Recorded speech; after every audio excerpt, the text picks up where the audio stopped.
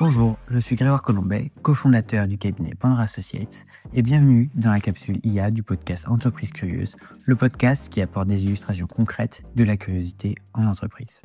Aujourd'hui, j'ai l'immense plaisir d'accueillir Axel Sipel, responsable de l'IA à la direction de la stratégie, transformation et innovation à la banque LCL. Bonjour Axel. Bonjour Grégoire. Est-ce que pour démarrer ce podcast, tu pourrais nous présenter ton poste et ton métier, s'il te plaît ? Je m'appelle Axel Sipel, donc ça fait de belles rimes. Succinctement, j'ai fait des études d'ingénieur dans cette très belle école qui est l'école des mines de Paris. Je travaille depuis un certain temps dans l'industrie bancaire et depuis 10 ans maintenant exclusivement dans le secteur data IA. Alors j'ai occupé plusieurs fonctions dans diverses entités. Actuellement, je suis responsable de l'IA à la direction de la stratégie, transformation, innovation de la banque LCL. C'est ma demi-vie, je dirais. La demi-vie, c'est la période des éléments radioactifs. Alors, ça ne veut pas dire qu'il y a une chance sur deux que je me désintègre maintenant, quoique. Mais ça signifie en fait que j'ai aussi une autre vie, qui est celle d'auteur conférencier sur le sujet de l'intelligence artificielle. J'ai en effet écrit 2 ouvrages qui sont des essais de vulgarisation scientifique. Alors, le premier, c'est Au cœur de l'intelligence artificielle. Et le plus récent, Voyage au bout de l'IA, qui a reçu il y a quelques mois une très belle distinction, le prix Roberval, qui récompense les œuvres de médiation scientifique francophone, faut le dire dans un élan, tu vois, et dont il est lauréat dans la catégorie reine grand public. Très bien, quelle entrée en matière. Alors, on va commencer par une première question qui est assez simple. Qu'est-ce que la curiosité évoque pour toi ? Une qualité. Bon, en fait, il y a plusieurs types de curiosité. Il y a celle qui est malsaine, tournée exclusivement vers la vie des autres, dans un but de vanité, peut-être même de leur nuire, et qui est considérée par le proverbe comme un vilain défaut. Et il y a la curiosité orientée vers le monde, c'est-à-dire vers son environnement, soi-même en faisant partie de l'environnement. Et en ça, c'est une qualité paradoxale qui permet à l'esprit de rester jeune et vivace. Bon, et puis ça m'évoque aussi, une seconde saute, une fable de La Fontaine. Bon, on en reparlera peut-être plus tard. Et alors, selon toi, quelles sont les preuves qui font d'une entreprise une entreprise curieuse ?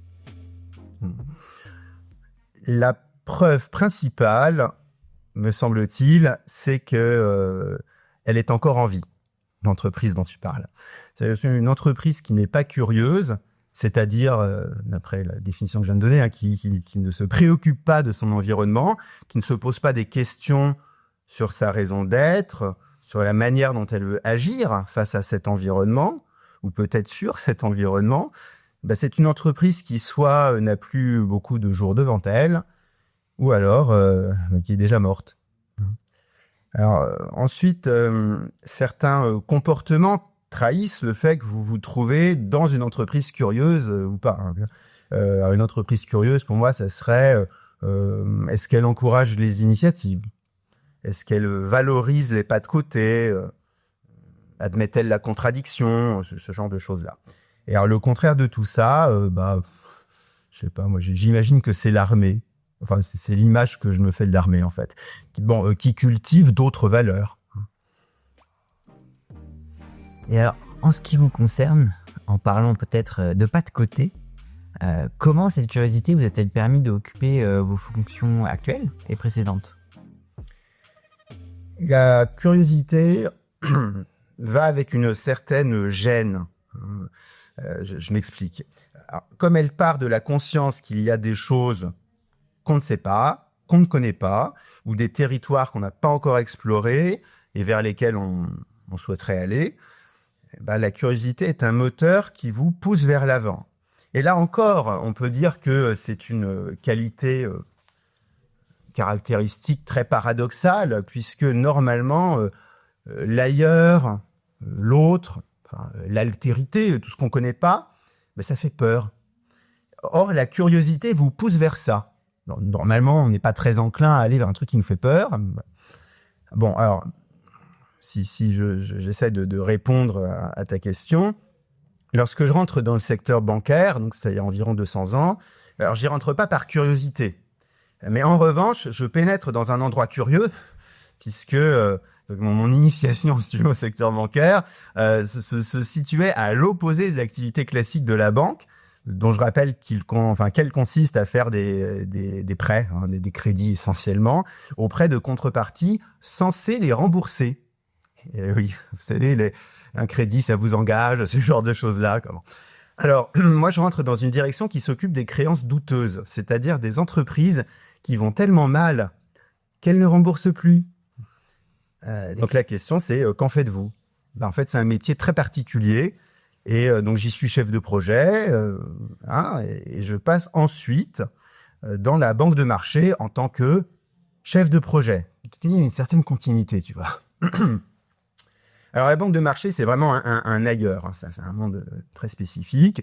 Et on est, par exemple, si je veux citer qu'un seul exemple, à l'opposé du spectre, avec l'expérience par laquelle j'étais rentré en banque, à l'opposé du spectre en termes de temps caractéristique de traitement des opérations. C'est-à-dire, d'un côté, par exemple, vous avez des créances en défaut. Alors, donc, si vous revenez une semaine plus tard, eh bien, le patient étant déjà plus ou moins en état de mort cérébrale, il n'a pas bougé du lit. D'accord ? Tandis que de l'autre, dans l'activité de la salle des marchés, aurait plutôt pour temps caractéristique, on va dire l'heure, ou peut-être même infra-heure. Ça peut être qu'à minute, qu'à seconde, si vous faites du trading haute fréquence, encore en dessous. Bon, voilà. Alors, la banque de marché, c'est le compte propre. Voilà, moi, je travaillais dans la partie dérivés actions, trading, donc un microcosme avec ses pratiques, ses légendes, sa technicité propre. Ne serait-ce ces crises de l'époque, je serais peut-être, ou même sûrement, resté un professionnel de ce monde-là. Mais il n'y a pas que la curiosité qui fait évoluer dans la vie. Il y a aussi les circonstances extérieures.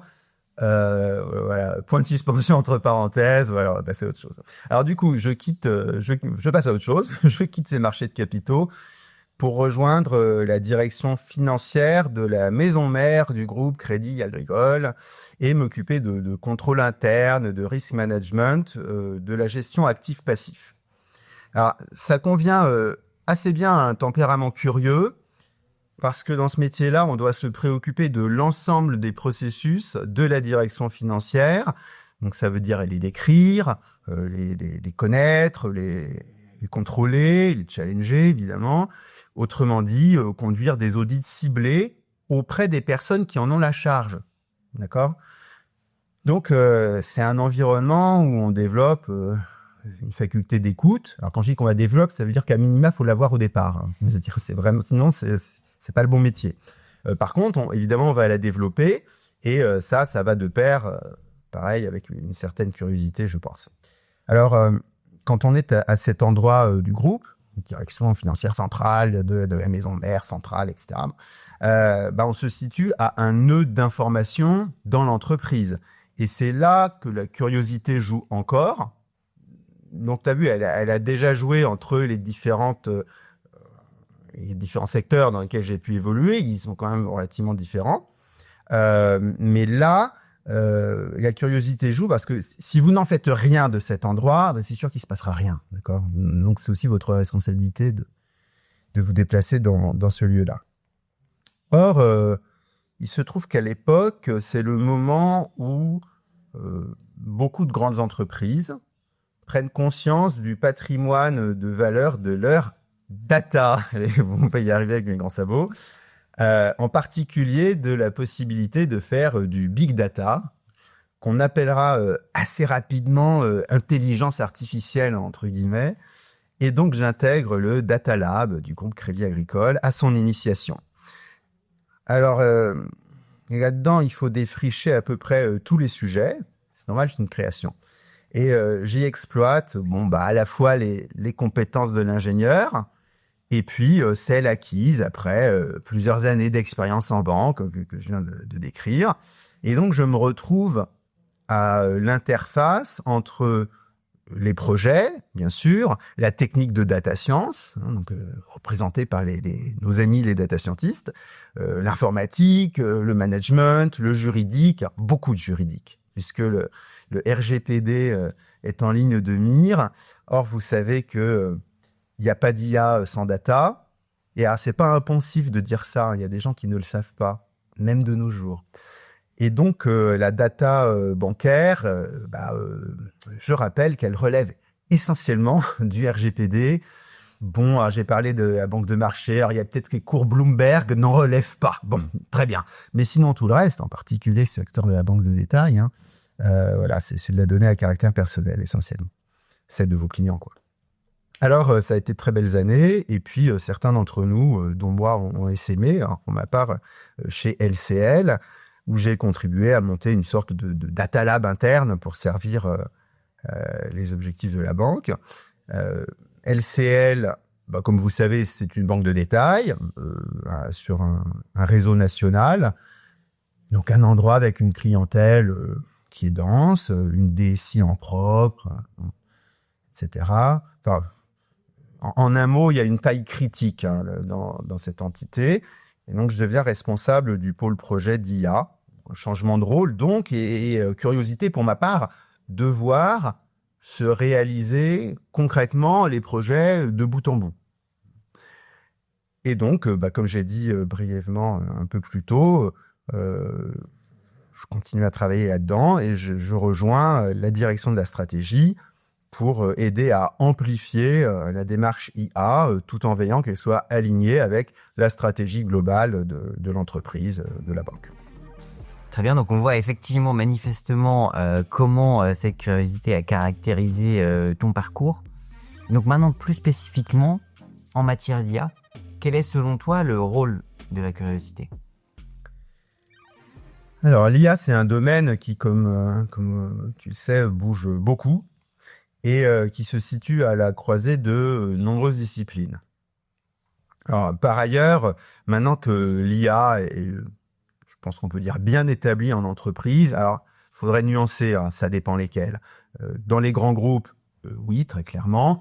Dans les PME, un petit peu moins, voire beaucoup moins, voire pas du tout. Bon, dans les startups, classiquement, oui, ok, elles sont dedans. Alors, en font-elles vraiment ? Bon, ça, c'est la question, on va pas l'aborder.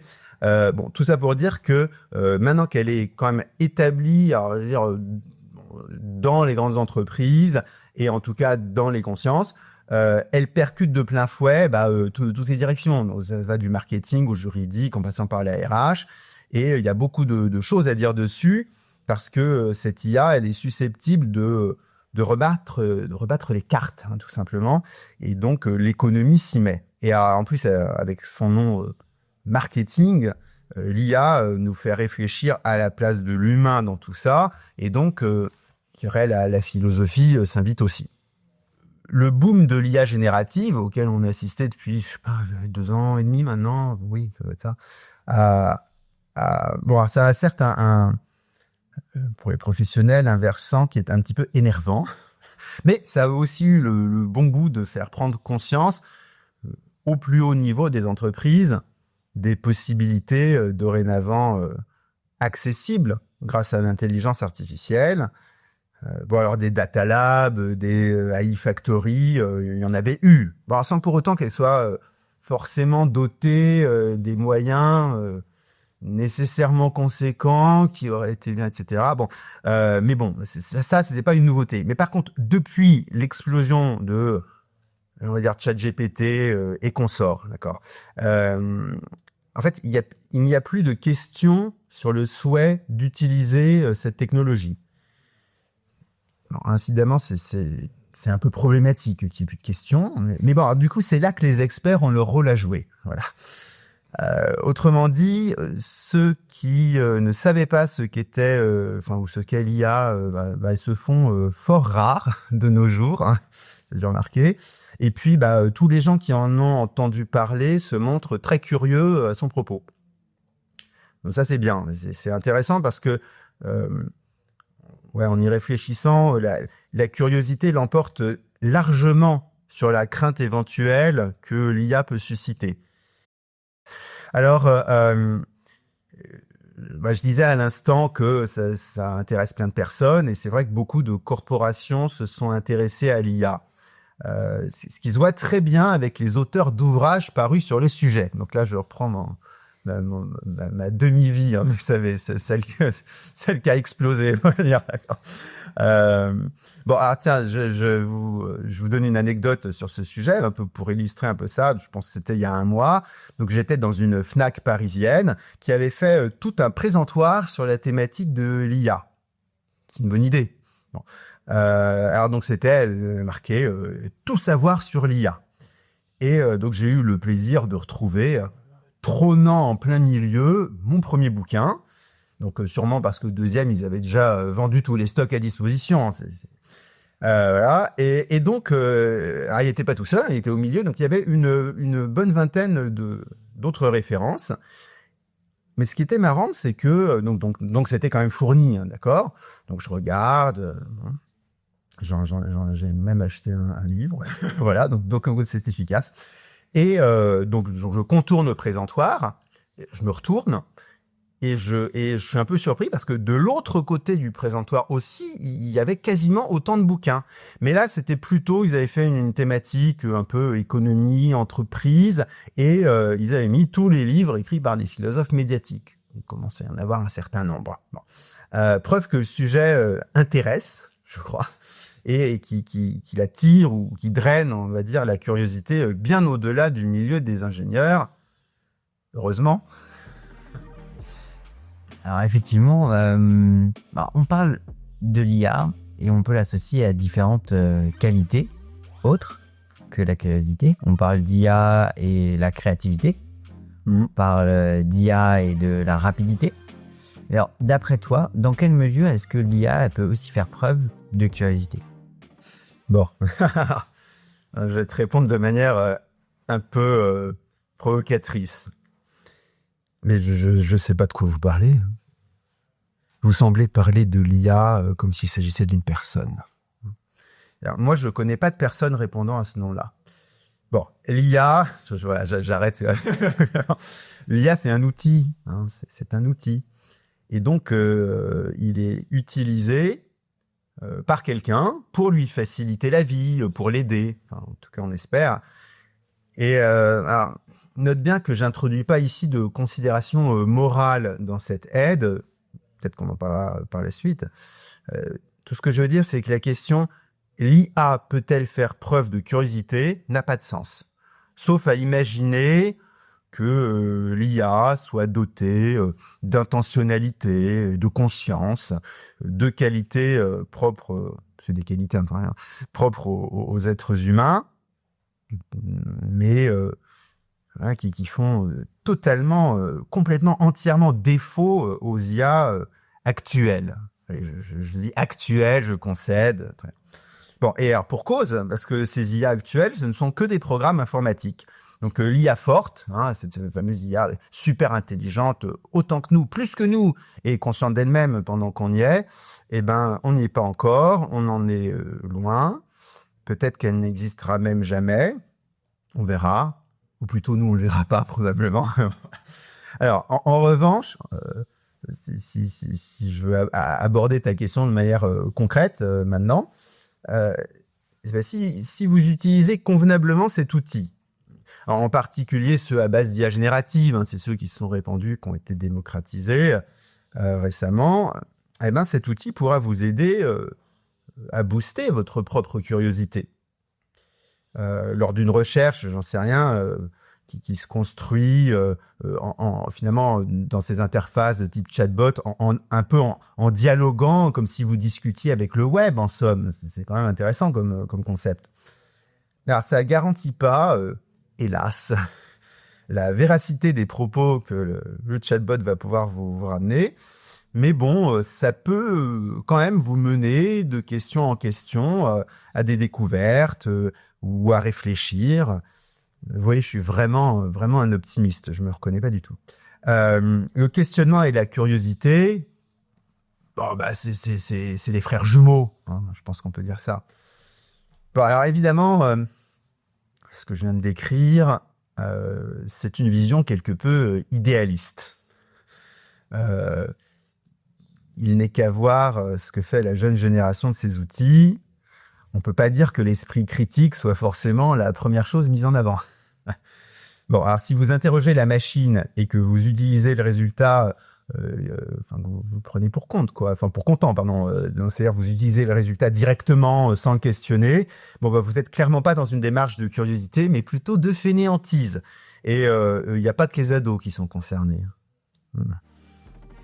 Donc, ce que je comprends, c'est que la qualité de curiosité reste l'exclusif apanage de l'humain et potentiellement, en fait, son avantage compétitif, si tant est qu'on pouvait imaginer une compétition entre l'humain et l'IA, vis-à-vis justement de cette technologie. Et donc concrètement à la question, mais dans quelle mesure est-ce que l'IA peut-elle faire preuve de curiosité, on aurait tendance à répondre dans aucune mesure. Avec la définition, alors je vais pas donné, je vais pas rappeler parce que je pense que les auditeurs qui sont intéressés au sujet la connaissent peu ou prou. Je vais pas rappeler la définition de l'IA. Enfin bon, voilà. Même les gourous de la Silicon Valley et tout, ils vous promettent Edge AI, mais c'est toujours pour demain, d'accord? C'est jamais pour aujourd'hui. Alors ils vous disent demain, donc et demain on rase gratis. Voilà. Donc c'est pour ça que, en revanche, c'est un outil et donc utilisez-le et utilisez-le pour votre bien ou pour faire le bien. C'est mieux aussi. C'est la partie éthique, on va dire. Très compliqué de faire ça. Parce que finalement, votre bien, c'est pas forcément celui du voisin, etc. Voilà. Alors, tu l'as mentionné un peu plus tôt. L'avantage potentiellement de l'IA, c'est qu'on n'a pas trop besoin de se débattre quelque part pour qu'elle suscite de la curiosité. En revanche, elle a aussi tendance à engendrer des craintes. Comment est-ce que, de ton expérience, on arrive à faire en sorte que la curiosité prenne le pas sur ces craintes? Oui, alors tu as raison de dire que j'ai évoqué brièvement ça tout à l'heure. C'est-à-dire que l'IA, comment est-ce qu'on suscite la curiosité des gens? En fait, la question elle se pose pas s'il y a besoin de rien faire pour susciter la curiosité d'une manière générale à l'égard des nouvelles technologies. Ça fait un peu galvaudé déjà, à l'égard des technologies tout court en fait. Elles conduisent naturellement vers vous les gens qui sont un tant soit peu au courant. Bon, évidemment, celui qui n'a jamais entendu parler d'IA, ne va pas venir vous voir pour vous demander c'est quoi l'IA, etc. Mais voilà. Et alors c'est vrai que j'avais un peu anticipé cette question tout à l'heure. Je disais que la curiosité était largement prépondérante par rapport à la crainte éventuelle que l'IA pouvait susciter. Alors effectivement, il y a beaucoup de... il y a une grande part de fantasme, on va dire, dans ces craintes qui sont dues à une vision largement erronée de ce qu'est l'IA et de ce que les technologies peuvent faire en général. Alors, il faut dire qu'on n'est pas aidé, parce que les vendeurs d'IA ont investi massivement dedans, donc des milliards de dollars. Bon, on parle en centaines de milliards maintenant, d'ailleurs. Parler en milliards, ça fait européen, ça fait un petit peu... Bon, et donc, sur ces investissements, il s'agit d'avoir le retour sur investissement, d'accord ? D'où une tendance à un marketing assez agressif que nous avons tous pu constater depuis maintenant peut-être 2 ans. Voilà. Et du coup des annonces aussi, là pareil, j'en parlais, GI, d'accord, aussi mirobolantes qu'anxiogènes de la part d'acteurs dont justement il serait bon de questionner la responsabilité. Alors, pour répondre spécifiquement à ta question, du coup, c'est un peu antagoniste, alors comment est-ce qu'on fait ? Il y a une façon assez commune, quand je dis commune, c'est courante, standard, bonne, d'accord, de dégonfler les peurs qui n'ont pas lieu d'être, qui est ce qu'on appelle l'acculturation. Voilà. Le fait d'aller vers les gens, de répondre aux questions, d'expliquer, de présenter les avantages, mais aussi les limites de ces technologies. Et puis, pour ceux qui veulent aller encore plus loin, il y a par exemple des auteurs qui écrivent des livres sur ce sujet, qui vous expliquent tout ça et qui disent des choses également au sujet des craintes légitimes. Est-ce que ça reviendrait à dire que l'IA, plus on en sait, plus on a envie de l'utiliser ? Je sais pas si on peut dire ça, parce que je pense qu'il y a une question d'usage raisonnable à faire de toute chose, hein, que ce soit les technologies ou pas. C'est pas parce que tu t'es doté finalement d'une faculté qu'il faut en user. En français, il y a un verbe qui est en abuser, hein, c'est qui est basé sur le même racine, le même substrat. Donc, moi, j'aurais plutôt tendance à dire, faut l'utiliser aux bons endroits, c'est-à-dire là où en dégages vraiment une valeur ajoutée, où c'est intéressant, où tu peux pas faire sans, typiquement. Mais honnêtement, si c'est de l'utiliser, bon, ça a été beaucoup fait là récemment sur les réseaux sociaux en particulier. Il y a des hypes, il y a des espèces de modes, c'est viral, c'est ça le problème un peu des réseaux sociaux. Et donc les gens se mettent à faire tous la même chose, super. Et donc ils utilisent massivement. Et bon, mis à part faire fondre les calottes glaciaires, ça sert à quoi ? Ça sert tellement à rien. Donc moi, je serais plutôt pour un usage raisonné de ces technologies en les utilisant au bon endroit, là où elles rendent vraiment service. Et le reste, faudrait un petit peu, comme pour tout, hein. Encore une fois, ça ne dépend pas seulement ça ne concerne pas seulement que les technologies. Il faut un petit peu se maîtriser, quoi. Voilà. Peut-être notre époque manque-t-elle de maîtrise. Alors Axel, je vais te prendre au mot. L'IA au service de l'humain, c'est le credo du groupe Crédit Agricole en matière d'IA. Comment est-ce que toi, tu t'appropries ce credo, tant au quotidien dans tes fonctions que dans ta demi-vie d'auteur et de citoyen ? Bon, alors c'est une demi-vie au sens atomique, hein, donc c'est plutôt une période, on va dire.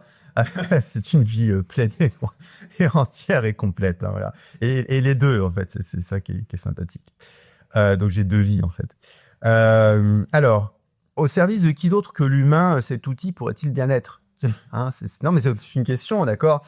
La vraie question, pour moi, c'est de savoir.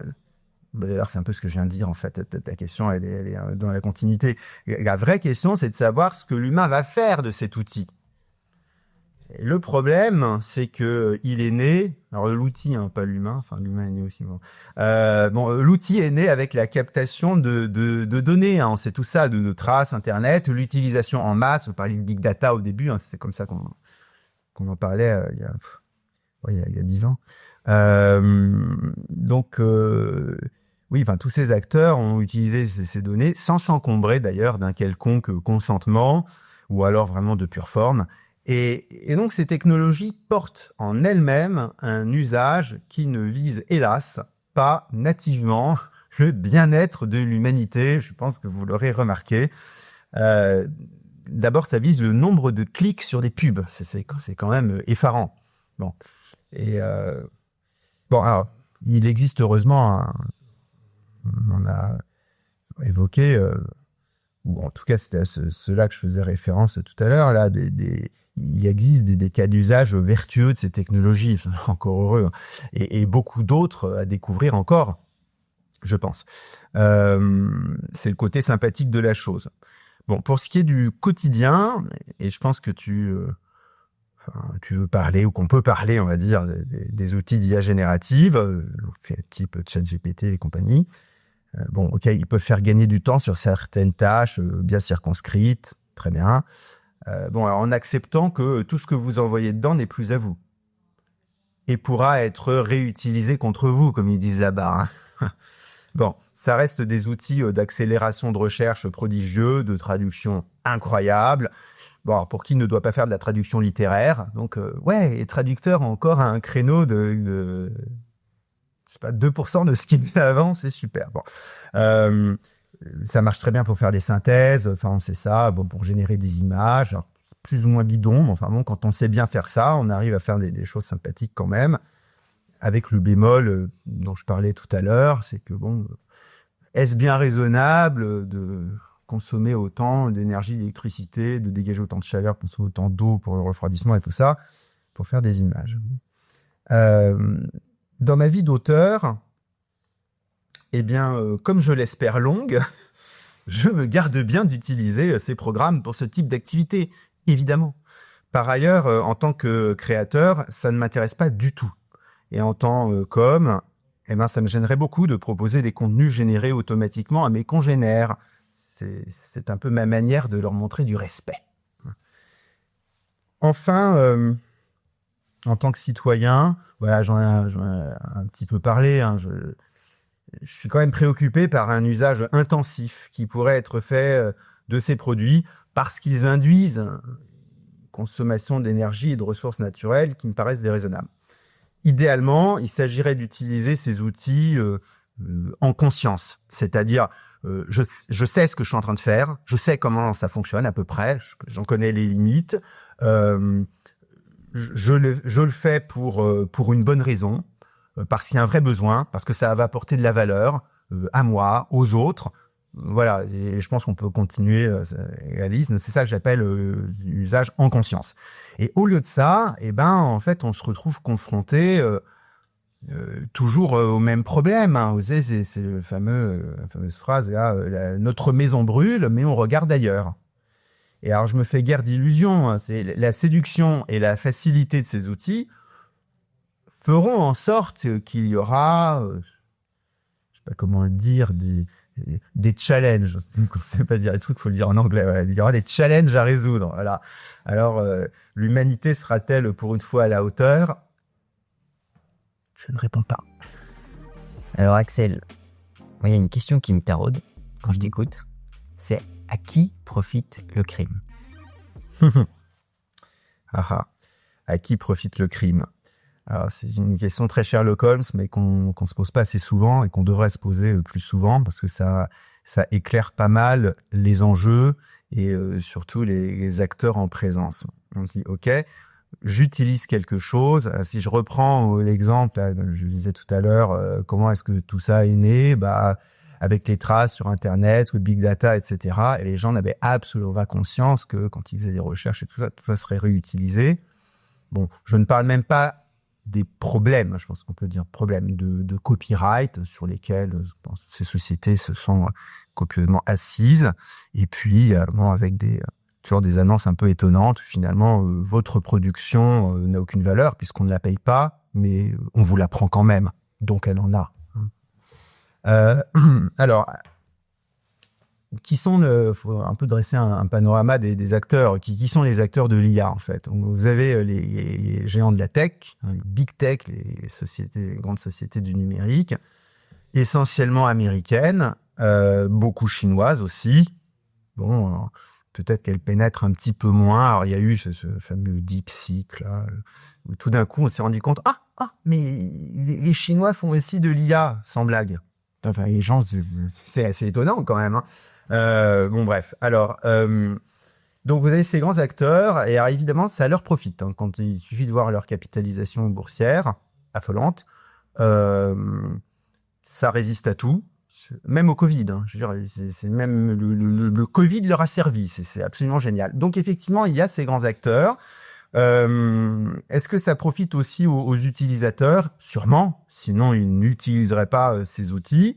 Par contre, est-ce que justement il n'y a pas une asymétrie trop forte de profit ? Voilà, je pense que la réponse est dans la question. Je pense qu'on pourrait, faudrait ensuite sourcer d'un point de vue économique justement, parce que à qui profite, il y a aussi le profit. Hein, d'accord, j'en ai un petit peu parlé là, mais il faudrait faire des recherches un petit peu plus approfondie qu'une réponse comme ça en 2 minutes à bâton rompu. Et alors, par curiosité, on a dit l'IA au service de l'humain avec un grand H. Voilà, la question que je me pose, c'est l'IA au service de l'humanité, ça se matérialise comment, d'après toi ? En fait, comme je te disais tout à l'heure, l'IA étant un outil, il est nativement à notre service. Alors, on disait aussi qu'il y a des fantasmes, et donc ce fantasme, il y a du Terminator, la machine qui va faire ses trucs tout seul, qui va tuer tout le monde et tout ça. Mais si on quitte un petit peu ces fantasmes cinématographiques, donc ils font des très bons films, hein, je ne le nie pas. Qu'est-ce que c'est qu'utiliser un outil pour faire quelque chose d'intéressant ? En fait, la question se pose pour n'importe quel outil. Et donc, moi, ma manière d'y répondre, c'est de dire qu'il faut partir du besoin. C'est-à-dire qu'il faut pas rentrer dans une forme de solutionnisme technologique. Il existe un truc, donc je dois l'utiliser.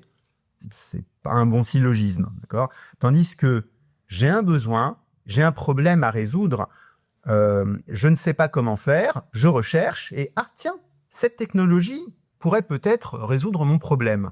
Voilà une bonne manière d'utiliser la technologie. Et encore, je dis bonne, et on avait fait une petite excursion, je dirais tout à l'heure, sur l'éthique, mais bon, si c'est bon pour moi, c'est peut-être pas bon pour toi. On sait bien que la technologie, elle a un versant, elle peut avoir, hein, pas toujours, mais assez souvent, malheureusement, toujours un revers à la médaille, et donc elle peut avoir un versant très malfaisant, néfaste, négatif. Je pense qu'on a tous les mêmes images en tête. Voilà, donc il faut aussi faire attention à ça. Alors j'aimerais finir sur une curiosité peut-être cette fois-ci illusoire. L'IA ne date pas d'hier, certains craignent une bulle. Quelle est ta vision sur l'avenir de l'IA ? Alors, une bulle, une boule, alors on va prendre la boule de cristal. Bon, alors, bulle spéculative ou non sur l'IA. Alors, j'avais été interrogé il y a un an, je crois, sur ce sujet pour une interview dans un journal. Un journaliste orientait vraiment ses questions là-dessus, ça m'intéressait. Et comme j'ai dit tout à l'heure, beaucoup de milliards ont été investis, et donc il ne s'agirait pas que le soufflet retombe. Pas maintenant, pas tout de suite. Bon, et en économie, le soufflet, on appelle ça une bulle. Alors, ça génère cette offensive marketing dont je parlais, et il est vrai que les valorisations des entreprises de tech sont inouïes. Hein, j'ai dit il y a 2 minutes là, qu'elles représentent des multiples importants des gains anticipés. Mais enfin, Amazon, pour ne citer qu'elle, a été déficitaire combien d'années avant de devenir le géant mondial du retail qu'ils sont devenus aujourd'hui. Donc, il faut se méfier. Quoi qu'il en soit, tout ça n'affectera pas beaucoup l'avenir de l'IA, je pense. Parce que l'IA, n'en déplaise à Google ou Microsoft, n'est pas Google ou Microsoft. La R&D va continuer, des améliorations verront le jour, des innovations aussi. Les ordinateurs vont devenir de plus en plus capables de traiter, entre guillemets, intelligemment la donnée. Et l'IA est avec nous pour longtemps. Hein. Donc le truc, c'est de tâcher d'utiliser au mieux. C'est un peu la question précédente, en évitant les dérives antidémocratiques que l'on voit fleurir ici ou là. Alors, je crois que ça nous ramène d'ailleurs à la fable de La Fontaine, à laquelle je pensais tout à l'heure. Alors, tu m'as interrogé sur ce qu'évoquait pour moi la notion de curiosité. Eh bien, je propose à nos courageux auditeurs qui nous auraient écoutés jusque-là, donc félicitations, de mettre tout ça en application et de les gratifier d'une curiosité. Alors, on connaît tous, je pense, la fable du corbeau et du renard. Eh bien, il en est une qui lui ressemble, mais qui est un peu plus... Bon, enfin, vous allez voir. Allez, je vais vous la dire. Alors, la fable, c'est la tortue et les 2 canards. Une tortue était...